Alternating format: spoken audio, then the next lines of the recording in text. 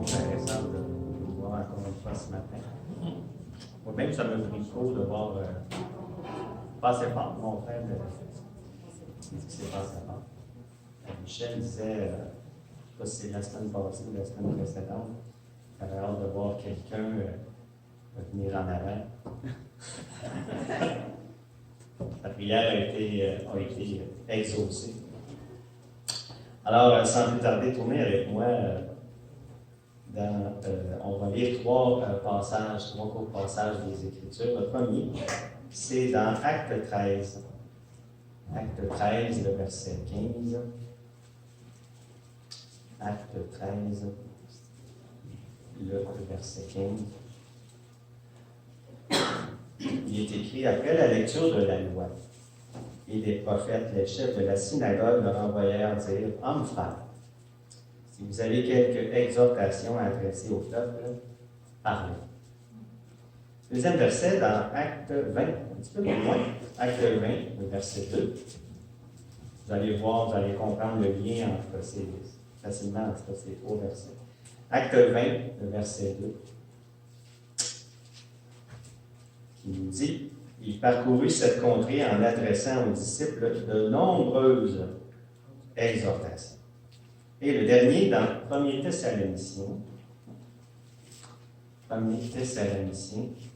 le verset 11. 1 Thessaloniciens, chapitre 5, le verset 11. Il nous dit, « C'est pourquoi exhortez-vous réciproquement et édifiez-vous les uns les autres, comme en réalité vous le faites. » Amen. Père éternel, Dieu vivant, merci. On reconnaît ce matin notre besoin d'être enseigné par toi et par ta parole, et nous avons grandement besoin de ton aide, Seigneur, pour recevoir tout ton conseil. Seigneur, aide-nous à faire le focus sur ce qui est essentiel, que nous retenions, que ce soit dans notre situation, afin qu'on puisse, premièrement, l'utiliser à bon escient dans nos vies de tous les jours, mais également, Seigneur, dans ton assemblée. Seigneur, afin que nous puissions être édifiés et également encouragés, Seigneur, dans les temps dans lesquels nous sommes présentement. Seigneur, on sait que ça ne sera peut-être pas facile et on a besoin, Seigneur, d'être encouragés. Alors, Seigneur, on te demande ce matin tout ce qui sera dit, que ça vienne de toi, Seigneur, de ton Esprit Saint. On te demande au nom de Jésus-Christ, ton Fils, et pour ta gloire. Amen. Amen. Le titre de cette exhortation ce matin, c'est la nécessité. La nécessité d'exhorter et d'être exhorté, également par les autres. Hein? Pas seulement d'un côté, mais des deux bords. Et s'il y a un mot, un verbe qui revient souvent dans la parole de Dieu et qui nous touche tous et toutes personnellement, de manière régulière, que ce soit au niveau de l'exhortation du dimanche matin, que ce soit au niveau des messages du mercredi soir, que ce soit durant la semaine lorsqu'on s'édifie soi-même en utilisant la parole de Dieu, que ce soit en écoutant un message chrétien sur un CD ou simplement en écoutant un chant chrétien qui vient nous exhorter dans notre vie de tous les jours. C'est bien ce verbe-là dans la parole de Dieu, exhorter. Et on le voit et on l'entend souvent, ce verbe-là. Et peut-être que des fois, on porte plus ou moins attention sur ce qu'il veut dire, sur ce qu'il représente dans le contexte où il est utilisé. Et je cherchais dans le dictionnaire une définition que je vous partage à l'instant. La définition qu'on donnait du verbe exhorter, c'était la suivante: tenter d'amener quelqu'un à quelque chose. Tenter d'amener quelqu'un à quelque chose. Et vous allez voir, au travers de tous les versets qu'on va mentionner dans la parole, c'est ce qu'on va faire ce matin. On va essayer de décortiquer un peu l'exhortation qui nous est fournie dans la parole de Dieu. À quel contexte c'est amené? Qu'est-ce que ça veut dire? Qui est en charge d'exhorter dans l'assemblée? Y a-t-il des personnes en particulier? C'est-tu la responsabilité de tout le monde? Donc, on va voir tous ces éléments-là. Donc, tenter d'amener quelqu'un à quelque chose par des encouragements, par la persuasion, par la prière. Je trouvais ça intéressant que dans un dictionnaire, ça nous dit ça. par des encouragements, par la persuasion et également par la prière. Et cette définition-là nous montre jusqu'à un certain point les efforts qu'on peut faire, chacun d'entre nous, pour persuader quelqu'un, pour gagner des âmes au Seigneur, pour gagner des âmes à Christ. Et on sait que Paul aimait beaucoup ça, de persuader, d'essayer des gens, d'amener des gens à croire au Seigneur. Et on a un premier exemple dans Acte 19. Regardons ça ensemble. Acte 19, le verset 8.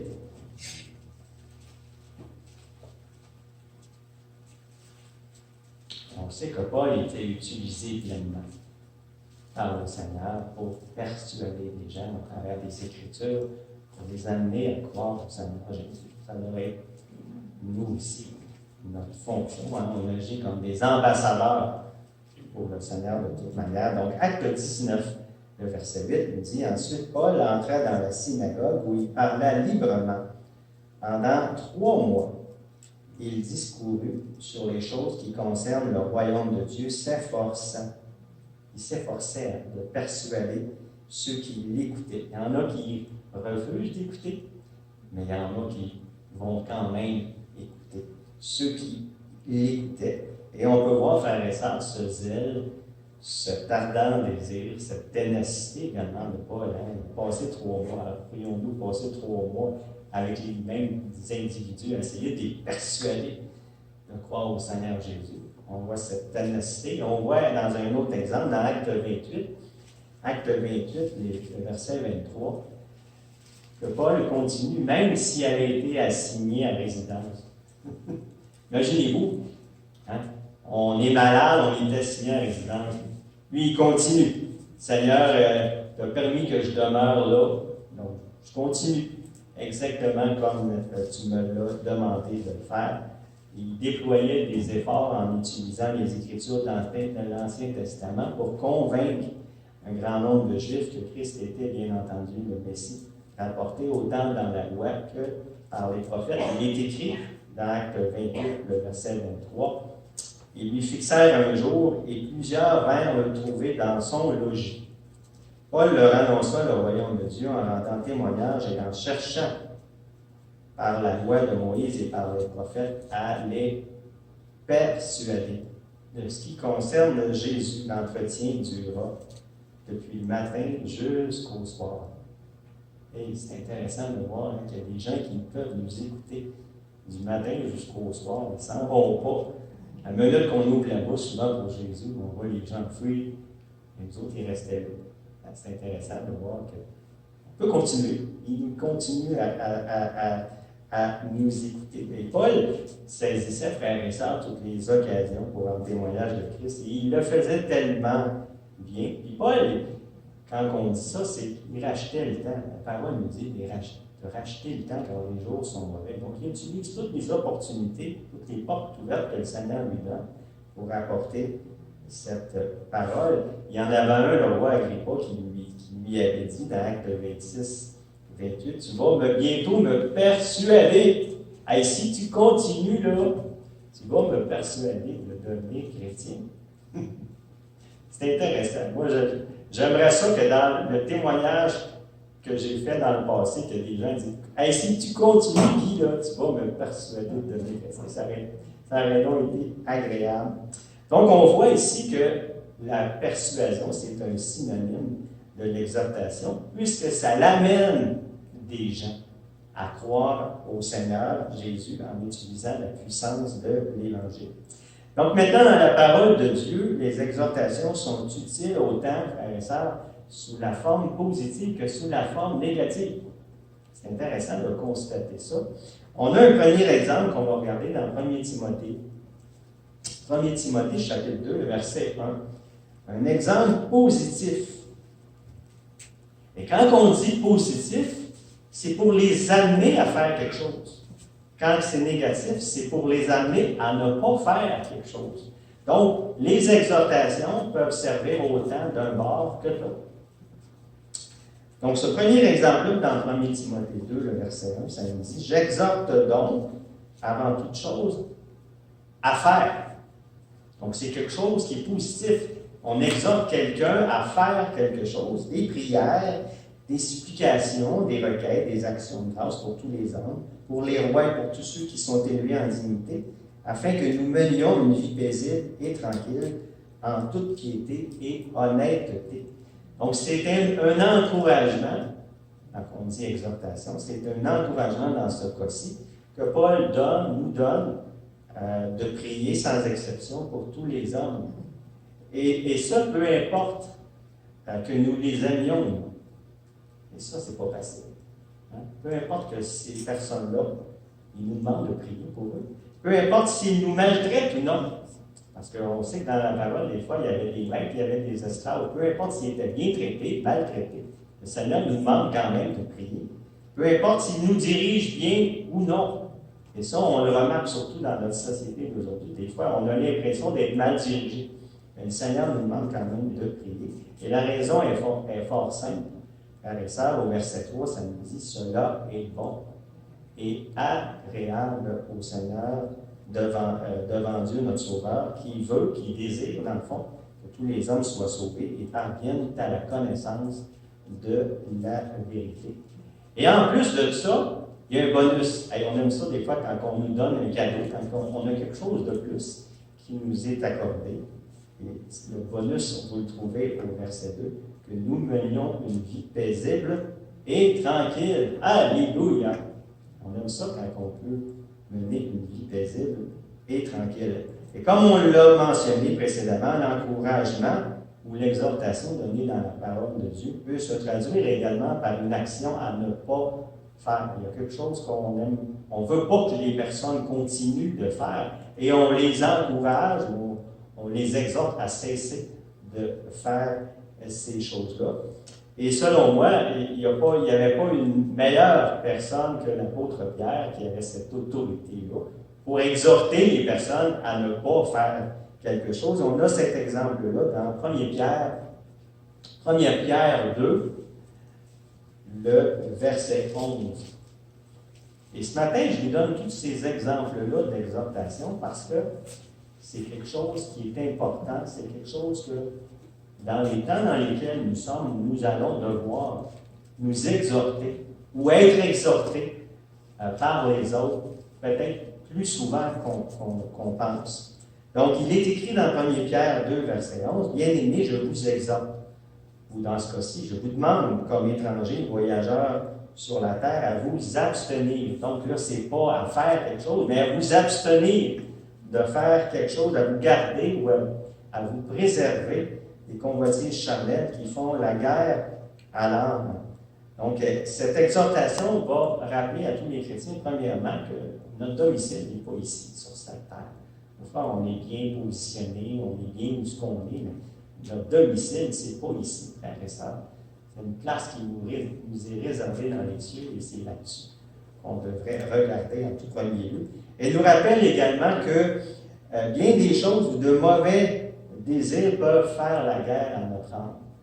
Hein? On ne se rend pas compte des fois de tout ce qu'on peut dire, de tout ce qu'on peut faire, de tout ce qu'on peut avoir dans nos pensées. Toutes ces choses mauvaises, ces mauvais désirs font la guerre à notre âme et nous devons, frères et sœurs, nous en garder pour demeurer dans le plan de sanctification du Seigneur. Et c'est intéressant de constater que les exhortations ou les encouragements dans la parole de Dieu touchent plusieurs aspects de la vie du chrétien au quotidien, qu'elles soient de nature spirituelle ou matérielle ou charnelle. Il y a des exhortations dans la parole de Dieu qui servent à nous amener à accomplir quelque chose, nous amener à accomplir ce qui est bien. Le Seigneur veut qu'on fasse de bonnes choses. Il veut nous amener au travers de ces exhortations que les gens ont apportées dans une autre circonstance, peut-être pour d'autres personnes, mais si on les applique à nous, ces exhortations-là, on se rend compte que c'est pour notre bien. Et également, quand on regarde du côté négatif, à ne pas sombrer dans des pratiques qui pourraient nuire à notre témoignage. On a un témoignage à rendre au Seigneur, et si on fait quelque chose de mal, bien, merci Seigneur quand on a une autre personne qui nous exhorte à ne pas reproduire, à ne pas faire ce qu'on ne devrait pas faire. Et on a un exemple qui est donné par Paul aux Thessaloniciens, qu'on peut regarder dans 2 Thessaloniciens 3.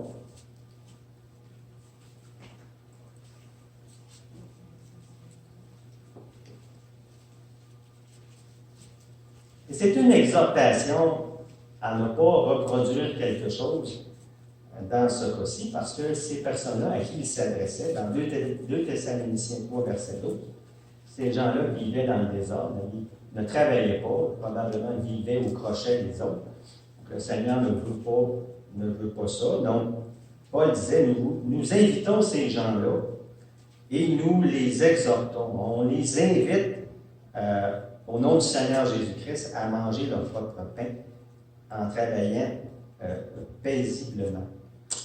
Et comme le dit si bien le verset, l'encouragement a pour objectif dans ce cas-ci d'amener un changement dans le comportement d'une personne. Hein? Ce n'est pas des fois toujours, comme on pense, une exhortation, c'est une tape dans le dos d'une personne. Tu sais, continue, tu fais bien. Mais des fois, les exhortations n'agissent pas nécessairement de la même façon. On veut amener des changements chez une personne, dans ce cas-ci, à ne pas reproduire. Et pas besoin d'en dire davantage lorsque cette parole qui est d'exhortation qui est amenée, on sait que ça ne vient pas d'un homme. On sait que ça vient du Seigneur. C'est le Seigneur, au travers d'une autre personne, qui nous demande de ne pas faire telle ou telle chose, de ne pas reproduire tel ou tel comportement. Et on sait que dans ce cas-ci, c'était de travailler. Hein? Les personnes doivent travailler, de ne pas se complaire dans la paresse, si on pourrait dire ainsi, parce qu'on a des exemples dans la parole. Autant Jésus, autant Pierre ne faisaient pas ces choses-là, ne se travaillaient. Et la parole nous dit même de travailler à notre salut. Donc, dans Jean 9, verset 4, ça nous donne l'exemple que Jésus travaillait. Il ne se laissait pas vivre, comme on pourrait dire. Il disait, il faut que je fasse, il faut que j'accomplisse, tandis qu'il est jour, les œuvres de celui qui m'a envoyé. La nuit vient, où personne ne peut travailler. Donc Jésus ne restait pas à rien faire. Il était sur la terre pour accomplir ce que son Père lui demandait de faire. Donc, il s'employait à réaliser ce que son Père lui avait demandé de faire, et il savait très bien qu'il y avait un temps limité pour le faire. Il savait qu'à un moment donné, ça se terminerait, il serait crucifié, puis il retournerait en haut. Donc, il fallait qu'il fasse, pendant le temps qu'il était sur la terre, il fallait qu'il fasse ce qu'il avait à faire. Et on voit ce principe-là du travail, la nécessité du travail, on le voit dans 2 Timothée 2, le verset 6. 2 Timothée 2, le verset 6. On voit, frères et sœurs, qu'on ne doit pas demeurer, comme Pierre nous dit, dans l'oisiveté, à ne rien faire, sachant ce que le Seigneur nous demande de faire dans sa parole. On doit le faire. Donc, 2 Timothée 2, le verset 6, nous dit il faut que le laboureur travaille avant de recueillir les fruits. Hein? Il y a un travail à accomplir avant ça, avant que les fruits puissent être récoltés. Donc, c'est important. Il faut toujours avoir ce principe-là. Oui, on attend le Seigneur, mais le Seigneur nous demande de faire des choses en attendant son retour. Une autre exhortation intéressante dans Acte 27. Acte 27, 33, qui nous montre que le gros bon sens agit même au travers de la parole. C'est le gros bon sens. Donc, une personne qui est normalement sensée va comprendre ces choses-là, parce que ce sont des paroles qui sont sensées. C'est pas difficile à comprendre. Donc, Acte 27, le verset 33 nous dit, c'est Paul, avant que le jour parût, Paul exhorta tout le monde qui était sur le bateau, et les exhorta, dans ce cas-ci, les encouragea à prendre la nourriture, disant, c'est aujourd'hui le 14e jour que vous êtes dans l'attente et que vous persistez à vous abstenir de manger. Donc, c'est sûr que si ça fait déjà une couple de jours que tu ne manges pas, tu es dans la tempête, ça va être déjà difficile de survivre. Puis là, si en plus les gens continuent à s'abstenir de manger durant cette période-là. Donc, Paul leur dit, hey, ça serait peut-être bon que vous preniez un peu de nourriture pour garder vos forces. Mais imaginez-vous un instant si Paul n'avait pas lancé cette invitation aux matelots de s'alimenter. Combien est-ce qu'il en aurait parmi le groupe qui aurait manqué de force au travers de cette épreuve qu'il vivait? Et Paul, on peut dire qu'il usait de sens commun. Il leur dit, pour les encourager, deux choses que je trouve importantes.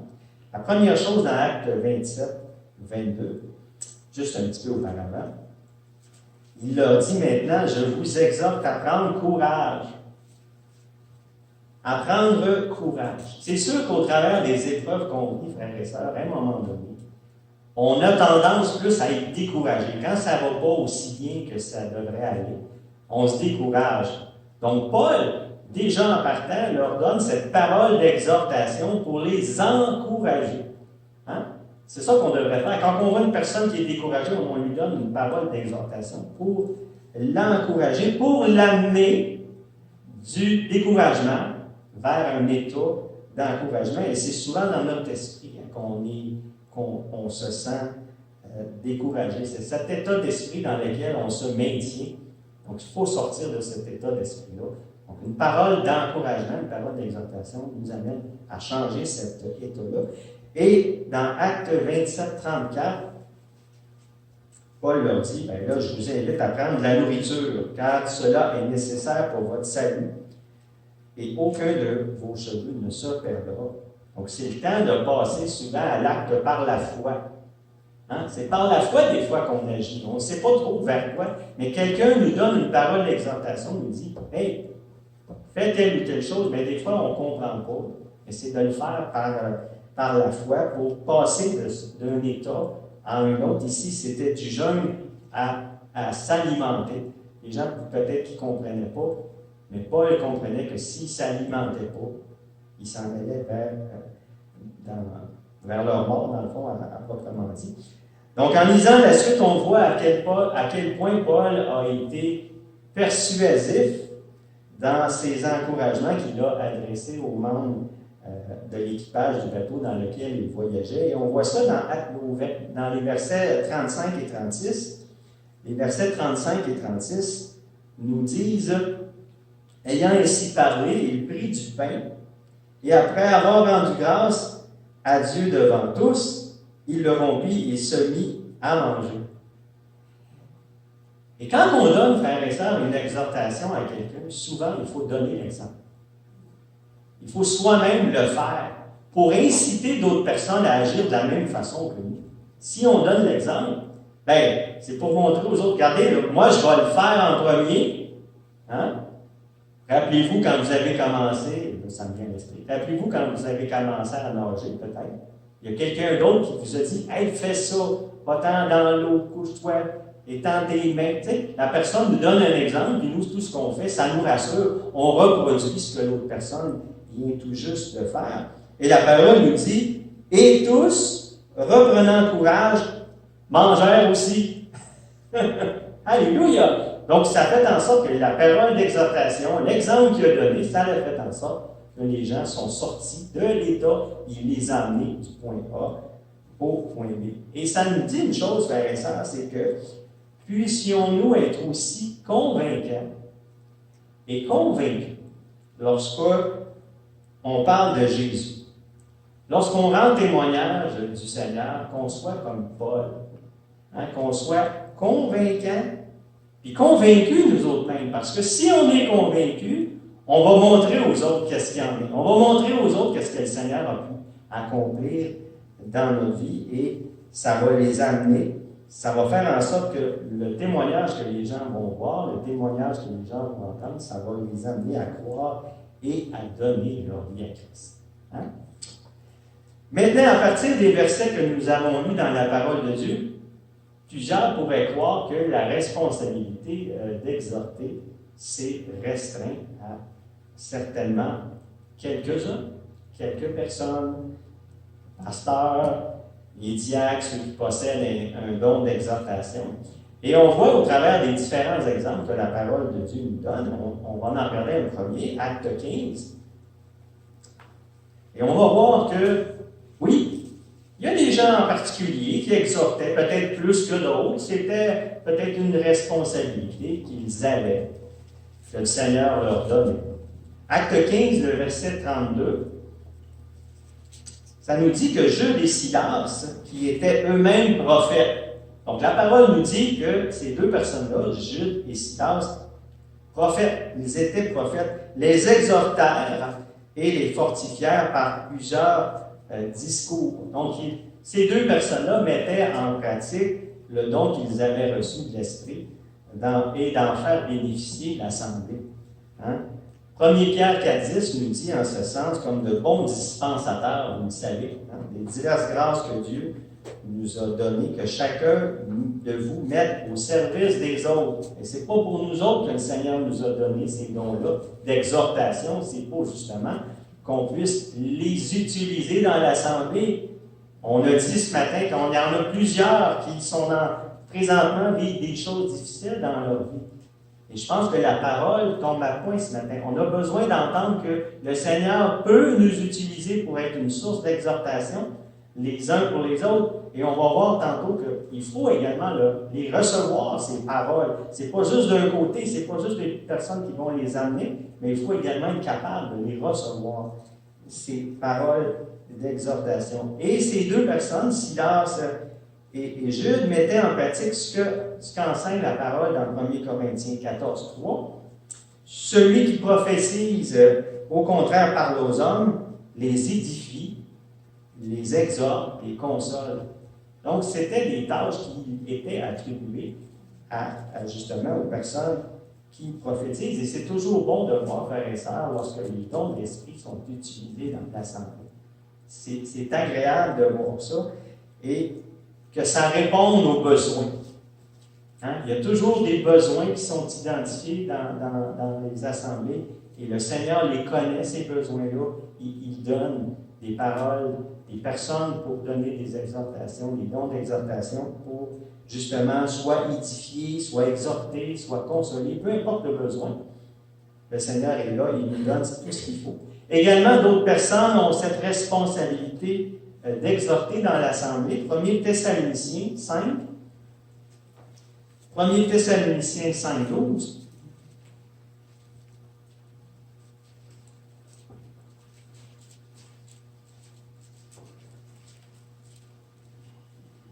On a parlé tantôt que une de ces personnes, c'est notre pasteur.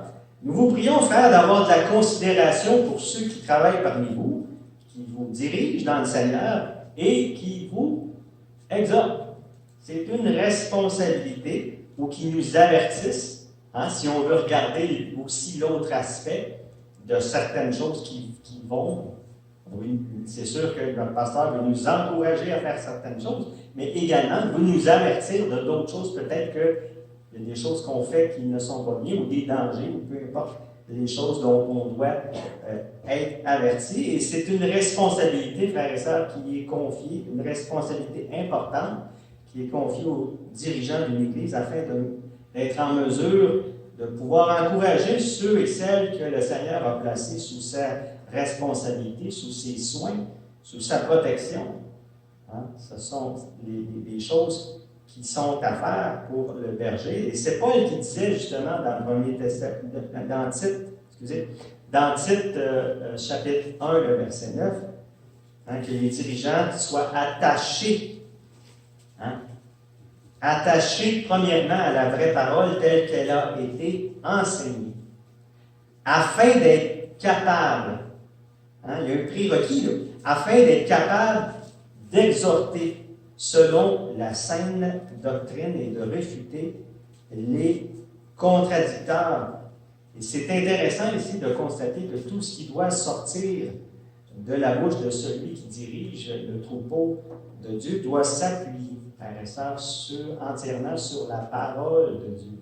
Et c'est là qu'on va savoir que les responsabilités qui ont été octroyées sont bel et bien faites de la bonne façon Donc, c'est là qu'on va voir que le peuple de Dieu va marcher dans la bonne direction. C'est là qu'on va voir que le peuple de Dieu va être nourri des paroles de la foi, nous dit, et de la bonne doctrine. Et c'est là qu'on va voir également que le peuple de Dieu va être protégé contre les faux enseignements.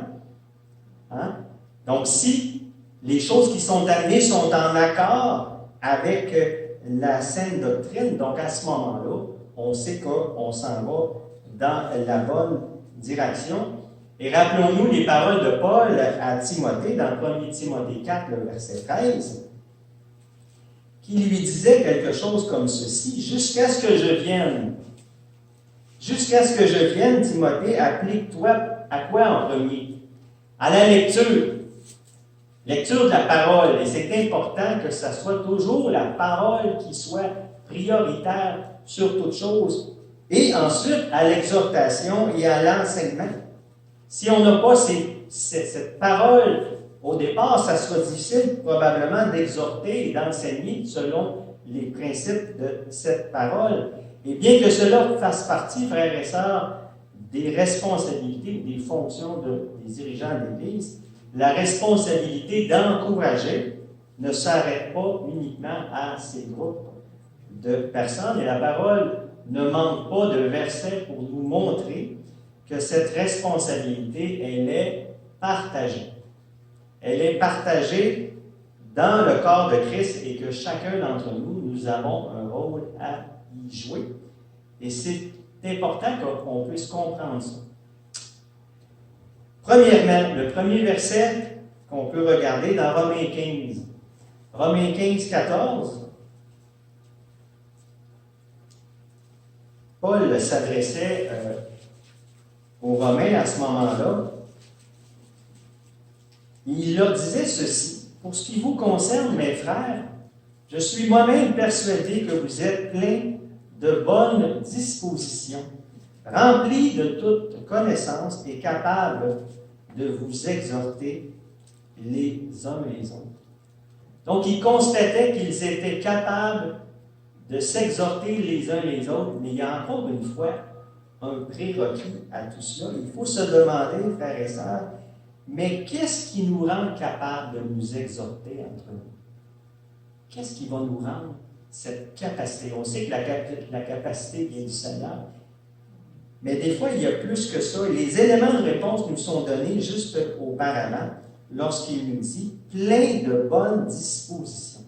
Plein de bonne volonté. Est-ce qu'on a, à l'instant, cette bonne disposition, ces bonnes dispositions, cette volonté-là de nous exhorter les uns les autres, de toute connaissance, remplie de la parole de Dieu. Et on doit s'examiner à savoir si, lorsqu'on manque de force pour exhorter quelqu'un, avons-nous ces bonnes dispositions envers les autres? Première chose. Et sommes-nous remplis de la parole? Est-ce qu'on va être capable d'exhorter les autres selon la parole de Dieu si on n'aime pas les frères, on n'aime pas les sœurs et on n'est pas rempli de la parole de Dieu? Et Paul nous dit que ces deux éléments étaient présents chez les chrétiens de Rome. Paul était à ce moment-là persuadé, convaincu qu'ils étaient capables de s'exhorter les uns les autres. Et c'est un peu avec la même pensée, Paul nous dit dans Colossiens 3,16, qu'encore une fois, il y a un prérequis pour être capable d'enseigner, pour être capable d'exhorter. Et ça, je pense que c'est important, frères et sœurs, que nous le comprenions. Il nous dit dans Colossiens 3,16 que la parole de Christ habite parmi vous abondamment. C'est le critère le plus important. Instruisez-vous et exhortez-vous les uns les autres, mais comment le faire si la parole de Christ n'habite pas pleinement en nous? C'est uniquement parce que la parole de Christ s'est profondément enracinée en nous, frères et sœurs, et qu'elle habite nos cœurs dans toute sa plénitude, qu'on va être capable de nous aimer les uns les autres. C'est ce que la parole nous demande de faire. C'est là qu'on désire accomplir la volonté de Dieu, non seulement dans notre vie, mais dans la vie également des frères et des sœurs. Hein? On veut que le Seigneur agisse dans notre vie, oui, mais on veut que le Seigneur agisse également dans la vie des autres. Et c'est là qu'on va être capable, frères et sœurs, également, de nous exhorter, de nous avertir avec amour et douceur, comme la parole nous le demande, ceux qui ne marchent pas en conformité. Lorsqu'on aime quelqu'un et on le voit aller sur une mauvaise direction, par amour, hein, par amour fraternel, on doit lui dire, on doit l'exhorter, on doit l'avertir que tu n'es pas sur la bonne voie. Et c'est un peu en accord avec ce que nous dit Hébreux 3, 13. Hébreux 3, le verset 13, qui nous dit « Mais exhortez-vous les uns les autres chaque jour, aussi longtemps qu'on peut dire aujourd'hui, afin qu'aucun de vous ne s'endurcisse par la séduction du péché. » C'est important, frères et sœurs, qu'on réalise une chose, c'est qu'on a tous besoin les uns des autres. Je ne sais pas si on le réalise assez, qu'on a besoin les uns des autres. Et on sait ce que la parole nous dit. On va regarder, ça m'est venu juste à la fin, par la suite, dans ce que nous dit 1 Corinthiens, ce que Paul dit dans 1 Corinthiens 12, à partir du verset 20. Il nous dit, maintenant donc, il y a plusieurs membres et un seul corps. Ça, on le sait. L'œil ne peut pas dire à la main, je n'ai pas besoin de toi. Ni la tête dire aux pieds, je n'ai pas besoin de vous. Mais bien plutôt, les membres du corps qui paraissent être les plus faibles sont nécessaires.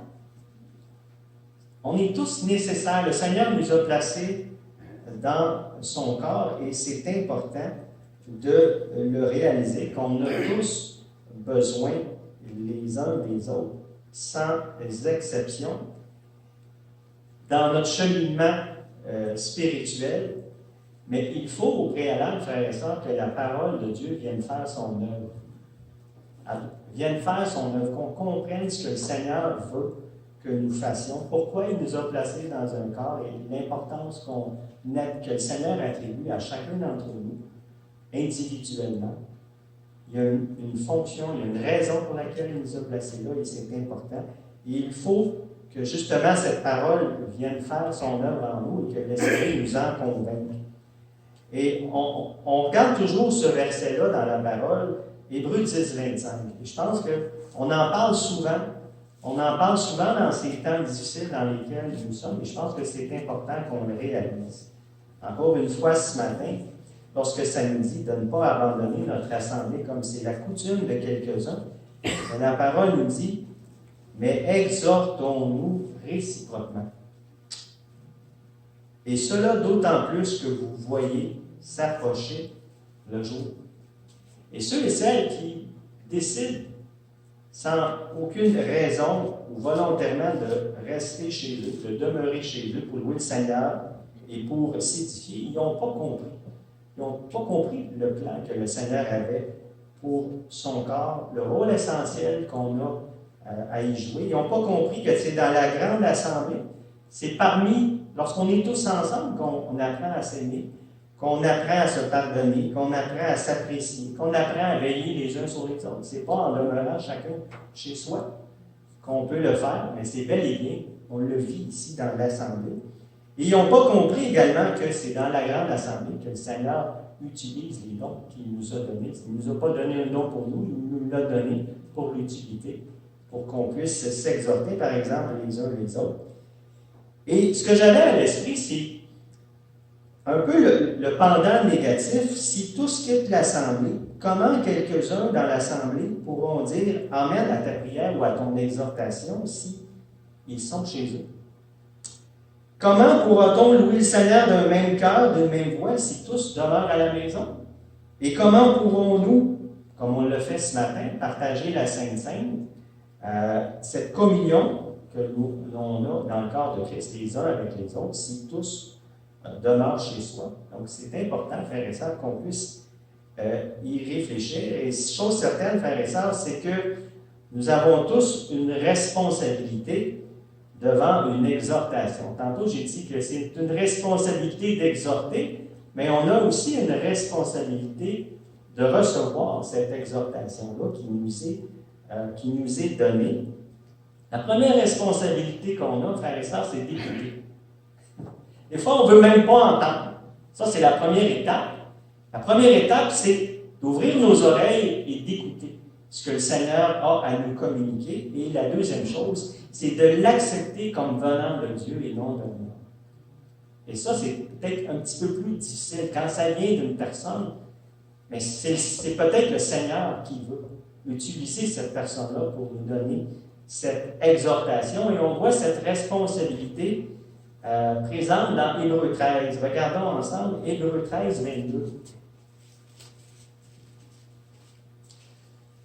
Hébreux 13, 22, ça nous dit « Je vous prie, frères, de supporter ces paroles d'exhortation. » Comme je vous dis, on a une responsabilité au travers d'une exhortation qui nous est donnée.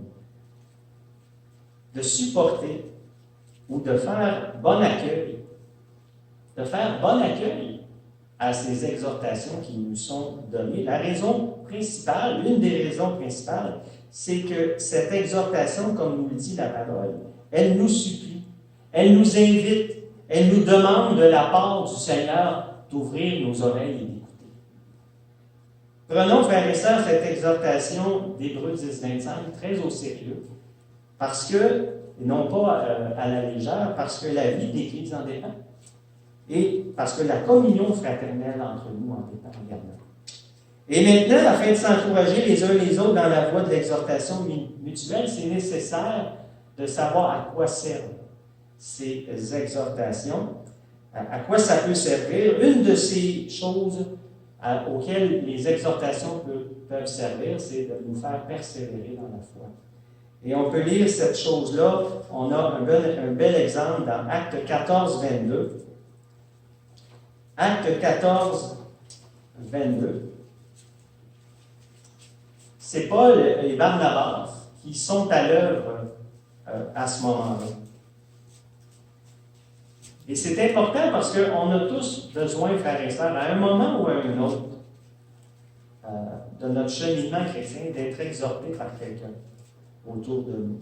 On a besoin d'être fortifié, on a besoin d'être soutenu dans les mauvais jours ou dans les épreuves que l'on vit tous. Donc, il est écrit dans Actes 14, 22, « Fortifiant l'esprit des disciples, les exhortant à persévérer dans la foi et disant que c'est par beaucoup de tribulations qu'il faut entrer dans le royaume de Dieu. » Comme on l'a dit tantôt, c'est facile. Le découragement, ça s'installe très facilement dans notre esprit lorsqu'on vit des choses, surtout semaine après semaine. Il y a une chose qui arrive, puis une autre, puis une autre. On a besoin d'être encouragé. La parole de Dieu nous encourage, mais on a aussi besoin de l'encouragement des autres, des frères et des sœurs, au travers d'une parole que le Seigneur leur met à cœur. Un autre exemple dans 1 Thessaloniciens 3, 2. 1 Thessaloniciens 3, 2, c'est Paul qui justement nous parle de Timothée, qui encourage justement l'Assemblée de Thessalonique. Il est écrit « Nous envoyâmes Timothée, notre frère ministre de Dieu dans l'Évangile de Christ, pour vous affermir et vous exhorter au sujet de votre foi. Qui n'a pas eu à un moment donné, au travers des épreuves, une foi qui chancelle, hein? Une foi qui a de la difficulté au travers, parce qu'on ne voit pas le Seigneur agir dans notre situation, on se demande où est-ce qu'il est. Donc, notre foi peut être amenée à chanceler jusqu'à un certain point.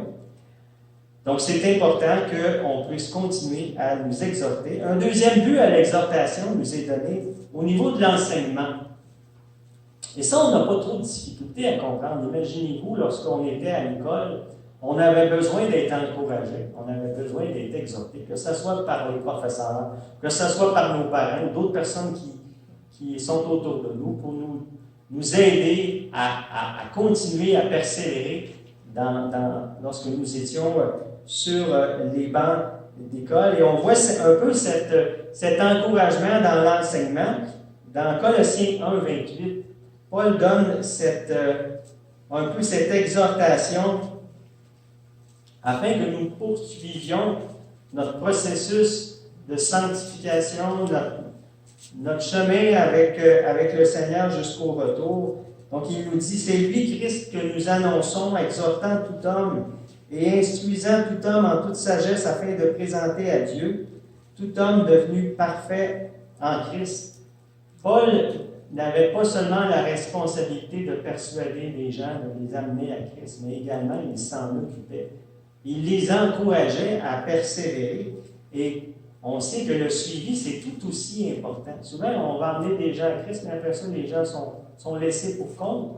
Donc, c'est important de les encourager à persévérer au travers des épreuves que ces personnes-là vont vivre. Et on sait qu'on ne fait pas des disciples du jour au lendemain. Que notre processus de sanctification a besoin d'être encouragé parce que les chutes sont nombreuses. Lorsqu'on débute comme jeune chrétien, les chutes sont nombreuses. On a besoin d'être fortifié dans notre foi à persévérer. On lit dans 1 Thessaloniciens 2,12. 1 Thessaloniciens 2, verset 12. Vous exhortant. Donc, on s'encourage. Mais tout de suite après, on voit vous consolant. Donc, il y a des moments où ça va bien. Il y a des moments également où ça va mal. Donc, ces paroles d'exhortation qui sont données sont aussi pour relever la personne, ou l'inciter à continuer à marcher, comme la parole dit, d'une manière digne de Dieu, qui vous appelle à son royaume et à sa gloire. Donc, on doit exhorter les personnes, justement, à persévérer au travers de toutes ces épreuves qu'ils vont rencontrer pour qu'ils continuent à marcher d'une manière qui est digne du Seigneur jusqu'au retour du Seigneur. Et assurément que Dieu utilise sa parole et tous ceux et celles qu'il appelle justement pour exhorter, pour nous guider, nous maintenir dans les voies de la sainteté. Et Job disait quelque chose dans Job 36, verset 10, c'est pas Job qui amenait cette exhortation-là, mais je l'ai trouvé intéressante.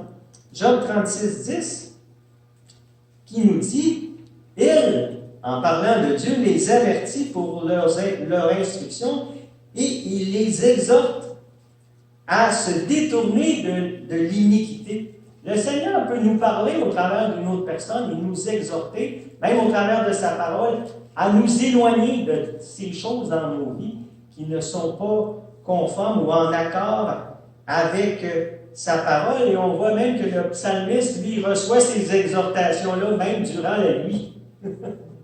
Avez-vous été déjà sur votre couche, sur votre lit, et vous sentiez que le Seigneur vous exhortait à continuer sur quelque chose? Il nous dit ça dans le psaume 16, verset 8. Le psalmiste nous dit « Je bénis l'Éternel, mon conseiller. » Et ça part bien. Hein? C'est le Seigneur qui nous conseille. Il est le meilleur conseiller que nous puissions avoir, frères et sœurs. La nuit même, mon cœur m'exhorte. C'est peut-être le meilleur temps, savez-vous. Parce que c'est un temps où est-ce que tous les bruits, toutes les distractions de la journée sont passées. On est seul avec nous-mêmes dans notre lit et le Seigneur peut enfin peut-être nous parler, nous exhorter au travers de versets, de choses qu'on a fait durant notre journée pour justement nous amener à faire les bonnes choses. Et on voit que c'est peut-être à ce moment-là que les parasites tout autour là, se sont tus et le Seigneur peut ouvrir notre cœur, nous exhorter selon un verset de la parole qu'on a lu, peut-être durant la journée, mais qu'on n'a peut-être pas pris le temps de méditer. Donc, dans la parole de Dieu, l'exhortation est utilisée également dans le sens d'avertir.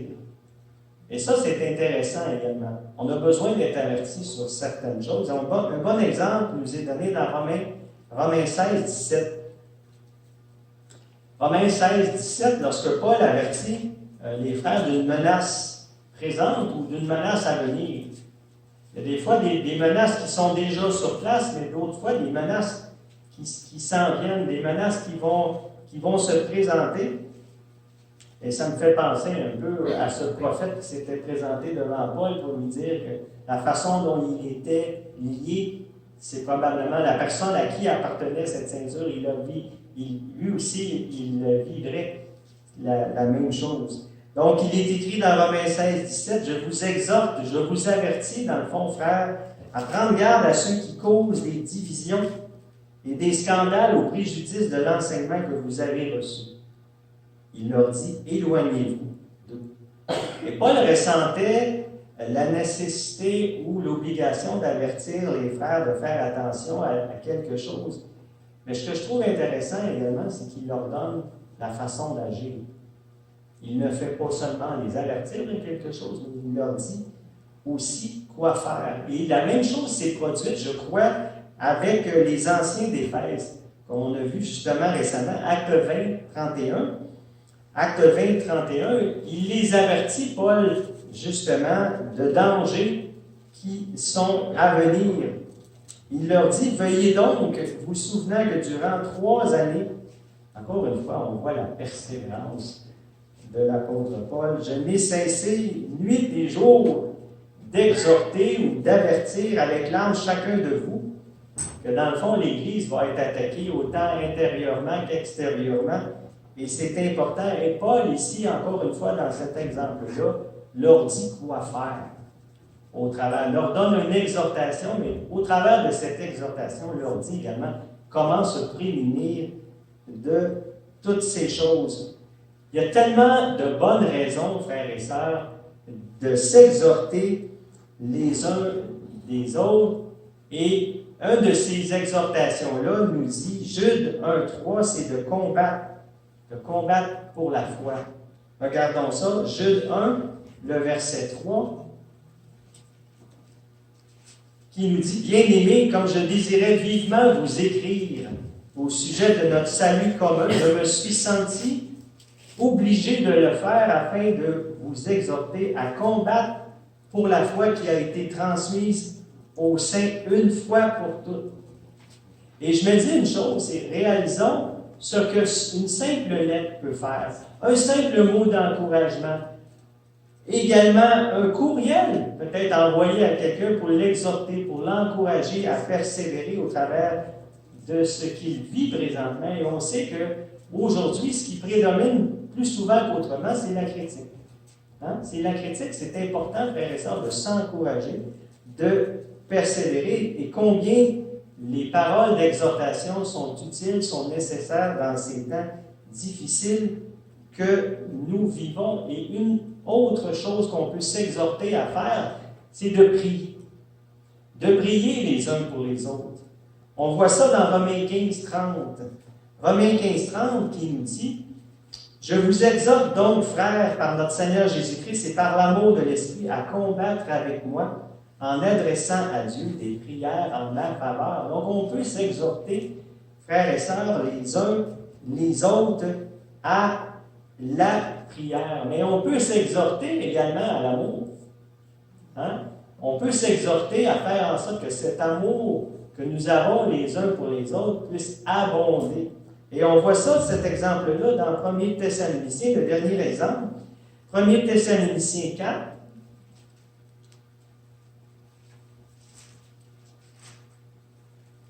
À partir du verset 9,